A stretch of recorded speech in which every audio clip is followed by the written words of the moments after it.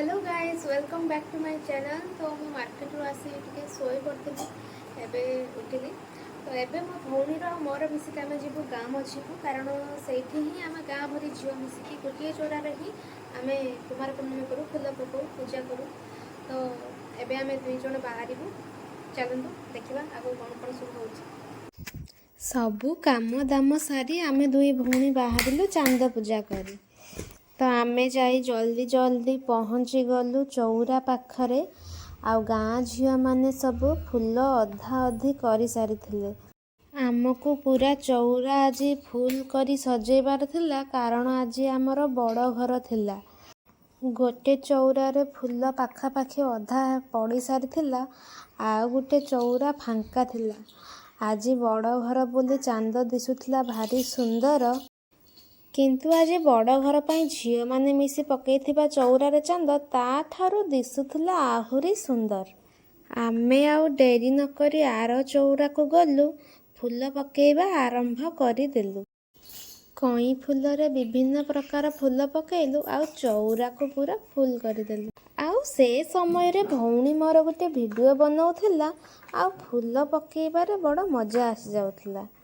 जल्दी जल्दी आमे फूल पकई सबु सांग मिसी बाहरिलु बही को मूलरू शेष करबा पई। तो एबे चौरारे फूल पका पूरा कंप्लीट हो गला।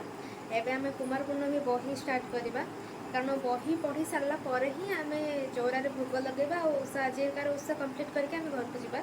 तो चलंतु डेरी न करी स्टार्ट करबा बही।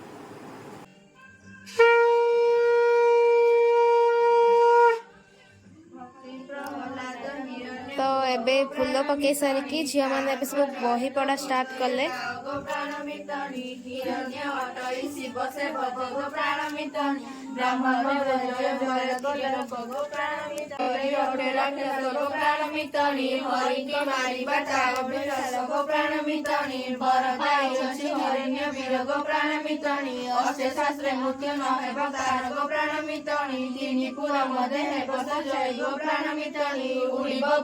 पड़िब नाही गो प्राण मितनी, मरिब नाही से रात्र दिवस गो प्राण मितनी, तेणु जय हेला घेनी राक्षस गो प्राण मितनी, नावर गड़ न अछि बड़ गो प्राण मितनी, रानी की पुणी से कराई चैत्र गो प्राण मितनी।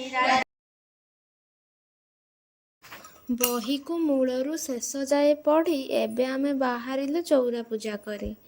जह्न आलुअरे कई फूल चित्र गुड़ाक दिशुथिला भारी सुंदर। जदि आपनको मो वीडियो भल लागुथाए सब्सक्राइब करी हेई जांतु मोर नुआ सब्सक्राइबर।